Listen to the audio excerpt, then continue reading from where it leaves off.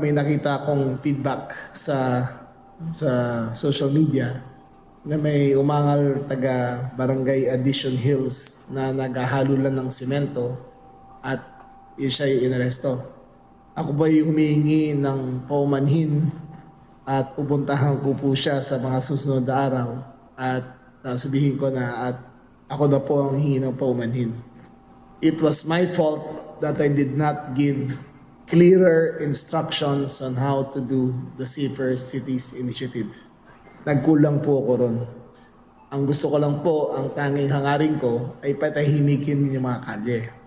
Ngunit dahil sa kakulangan ng aking paliwanag, ay kahit sino na lang basta walang t-shirt ay siyang dinampot. Mali po yun. Nagkamali po kami ron and I take full responsibility. I will make amends and I will make sure na mag-usap po kami para maklaro ko po ito. Nevertheless, the Safe Cities Initiative has begun and it will progress. It will progress to other forms of making the city safer, which I will announce in the next few weeks as we perfect this.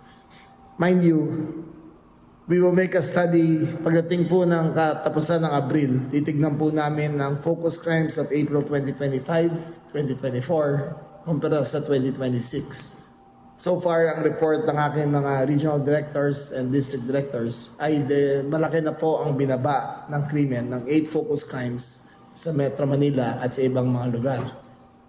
We expect to do more and we expect it to be better, but don't expect it to be perfect. Again, humingi ako ng paumanhin doon sa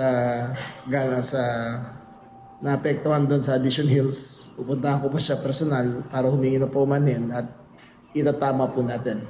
Pagkatapos po nito ay may command conference kami at ipapaliwanag ko kung ano pa at ikaklaro ko kung ano ang limits ng pwedeng gawin.